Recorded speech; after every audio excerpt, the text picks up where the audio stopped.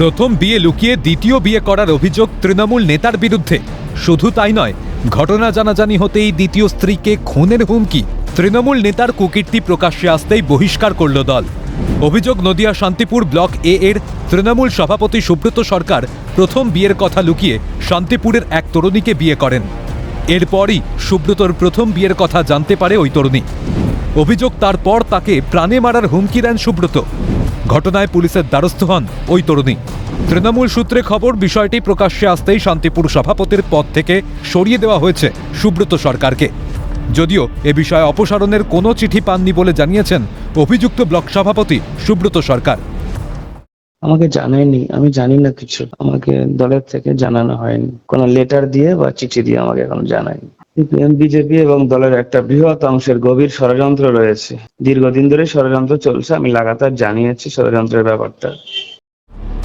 বিষয়টি তদন্ত করে দেখার আশ্বাস দিয়েছেন তৃণমূলের নদিয়া দক্ষিণ সাংগঠনিক জেলার সভাপতি। যখন প্রমাণিত হবে সত্য মিথ্যা যেটা হবে, তার পরিপ্রেক্ষিতে চূড়ান্ত সিদ্ধান্ত নেওয়া হবে।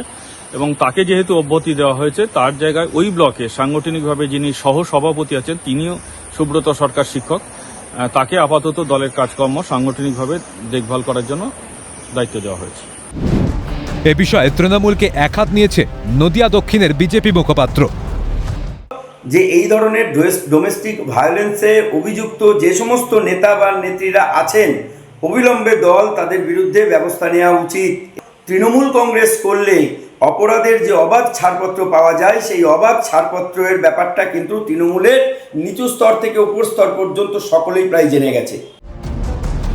অল্প সময়ের মধ্যে শান্তিপুর ব্লক এ এর তৃণমূলের সভাপতির দায়িত্ব পেয়েছিলেন সুব্রত সরকার, কিন্তু তার কুকীর্তি সামনে আসতেই তুঙ্গে শান্তিপুরের রাজনীতি। যদিও এ বিষয়ে ব্লক সভাপতি দলের একাংশ ও বিজেপির বিরুদ্ধে আঙুল তুলেছেন। তাহলে ফের প্রকাশ্যে তৃণমূলের অন্তরের দ্বন্দ্ব। নদিয়া থেকে প্রসেনজিৎ বিশ্বাসের রিপোর্ট, ক্যালকাটা নিউজ।